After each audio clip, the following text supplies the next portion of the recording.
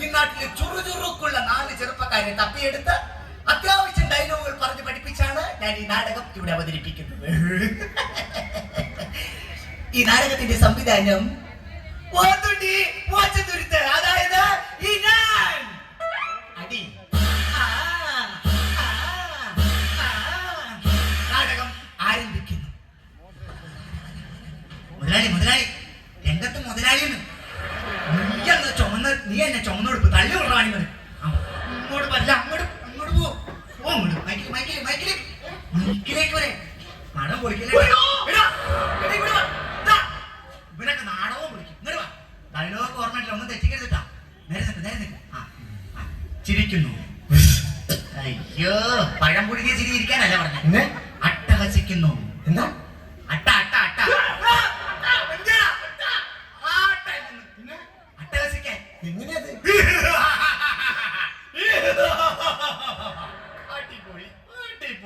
അതിവിടെ പറഞ്ഞത്. ഉലാത്തുന്നു. ഉലാത്താൻ എങ്ങനെയത്?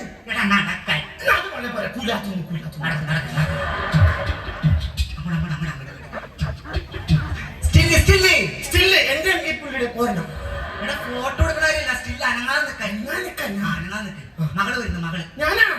എല്ലാം നീയാണ്. മകള് വാ പോടാ, നീ അച്ഛനാണ്.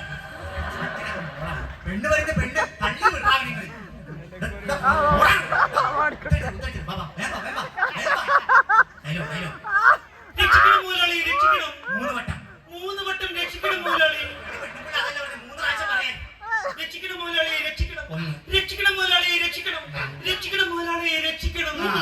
മുതലാളിയുടെ മുഖത്ത് പുച്ഛം.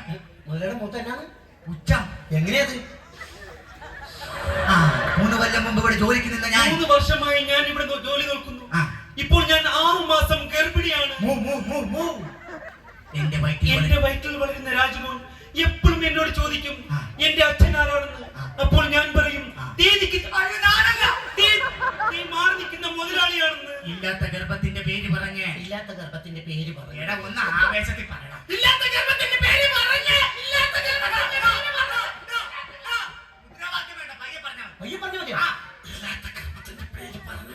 മാന്യന്മാരെ ആക്ഷേപിക്കാൻ നോക്കുന്നത്. കക്ഷത്തിന്റെ അക്ഷരം മാറ്റാൻ പറ്റുമോ?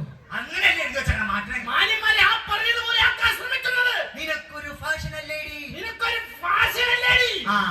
നിലാവുള്ള രാത്രിയിൽ മാവിൻ ചുവട്ടിൽ നിന്നെയും നോക്കി ഞാൻ കാത്തിരുന്നപ്പോൾ മുണ്ടും തലയിൽ മുല്ലപ്പൂവും വെച്ച് എന്നെ കാണാൻ ഓടി വന്ന എന്റെ അരികിലേക്ക് ഓടിയണഞ്ഞ മന്ദസ്മിതമേ നിന്നെ വാരിപ്പുണരുവാനായി എന്റെ കൈകൾ കൊതിക്കുകയാണ്. എല്ലാവരും നോക്കണ്ടോ? ചേച്ചിയൊക്കെ നോക്കണേ. മുതലാളി മാത്രം നിന്നാ മതി. അച്ഛൻ വരും.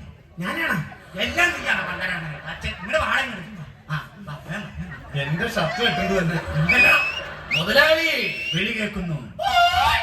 മീൻകാരെയൊക്കെയാണല്ലോ ഞാൻ നിർത്തിയേക്കണേ. ഓ ആൽഫ്രഡ് വിൽഫ്രഡ് ഡിസൂസ. ആരാണ്? Alfred Wilfred D'Souza. ഇത് ഞാൻ പറയില്ലാന്ന് പറഞ്ഞല്ലേ? ഗോപി. ഗോപി അല്ല, ഗോപി. വന്നതിന്റെ ഉദ്ദേശം 3 വർഷങ്ങൾക്ക് മുമ്പോട് ജോലിക്ക് നിന്നിരുന്ന എന്റെ മകളെ 6 മാസം ഗർഭിണിയാക്കിയ ദുഷ്ട, നിന്നോട് ഞാൻ പകരം ചോദിക്കും. എന്റെ മോളെ ഗർഭിണിയാക്കിയതും പോരാഞ്ഞിട്ട്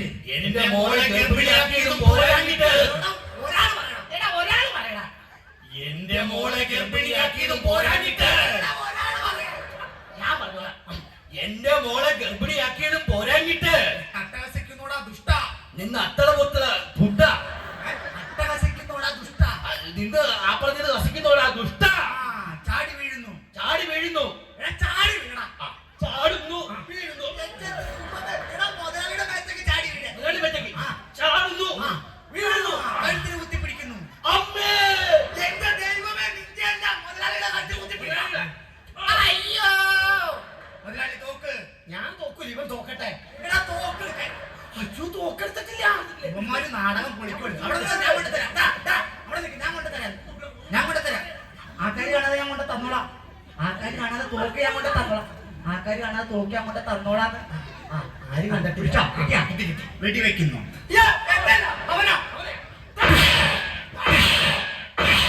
മരിച്ചു വീഴുന്നു.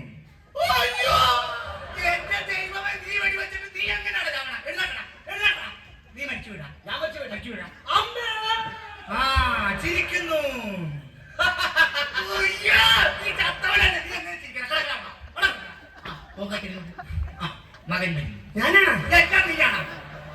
മകൻ വാ. ഇതും പാടാ. വാ ഇങ്ങട്. അതെ മകൻ. ഡയലോഗ്. മുതലാളി 3 വർഷം കൂടെ ജോലിക്ക് നിന്ന് എന്റെ പൊന്നു പെങ്ങളെ ഗർഭിണിയാക്കിയത് പോരാഞ്ഞിട്ട് അത് ചോദിക്കാൻ വന്ന എന്റെ പൊന്നച്ഛനെ വെടിവെച്ച് കൊന്ന ദുഷ്ട, നീ നശിച്ചു പോകും. നിന്റെ വെടിയുണ്ടേറ്റ് ഇവിടെ മരിച്ചു കിടക്കുന്ന എന്റെ പൊന്നച്ഛൻ ഇതെവിടെ പോയി? എടാ ഇവിടെ ഉണ്ടാ. അവിടെ ഭയങ്കര ഉറുമ്പാടെ കാരണം ഞാൻ ഇങ്ങോട്ട് മാറി. ഇവിടെ വന്ന് കിടക്കും. ഡയലോഗ് പറ. ഞാൻ മാറ്റിക്കൊള്ളാം.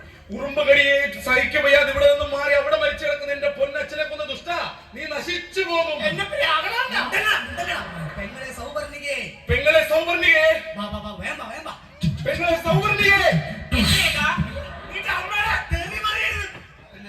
നിന്റെ അമ്മയുടെ അവസാനത്തെ ആഗ്രഹമായിരുന്നു മോളെ നീ ഒരു ഗർഭിണിയായി കാണണം, കുടുംബിനിയായി കാണണം. പറയൂ മോളെ, ഇതെങ്ങനെ സംഭവിച്ചു? ഡയലോഗ്. ഒരു തണുത്തു മരവിച്ച കറുത്ത രാത്രിയിൽ മുതലാളിയുടെ വീട്ടിൽ ഞാൻ TV കാണാൻ പോയി. ഏഷ്യാനെറ്റിലും കൈരളിയിലും സൂര്യയിലും കോമഡി ഷോ കണ്ടുകൊണ്ടിരുന്നപ്പോൾ പെട്ടെന്നാണ് മുതലാളി ഫാഷൻ ചാനൽ ഇട്ടത്. അരുതേന്ന് ഞാൻ ആവർത്തിച്ചു പറഞ്ഞു. മുതലാളി കേട്ടില്ല. എന്നെ നിർബന്ധിച്ച് ഫാഷൻ ചാനൽ കാണിച്ചു. പിന്നെ എനിക്കൊന്നും ഓർമ്മയില്ല ചേട്ടാ. ഇതിൽ നിന്നും എനിക്കൊരു കാര്യം മനസ്സിലായി. ഇവിടെ തെറ്റിയത് ഈ മുതലാളിയല്ല, ഞാൻ പറഞ്ഞില്ലേ എന്റെ പൊന്ന് പെങ്ങളുമല്ല. ഇവിടെ തെറ്റിയത് ആ ചാനലുകാരാണ്. അതുകൊണ്ട് എനിക്ക് ഈ സമൂഹത്തോട് ഒന്നേ പറയാനുള്ളൂ, ഇനി മേലാൽ നിങ്ങളുടെ വീട്ടിലുള്ള പ്രായപൂർത്തിയായ പെൺകുട്ടികളെ അടുത്ത വീട്ടിൽ TV കാണാൻ പറഞ്ഞയച്ചാൽ നിങ്ങൾക്കും ഇത് സംഭവിക്കും.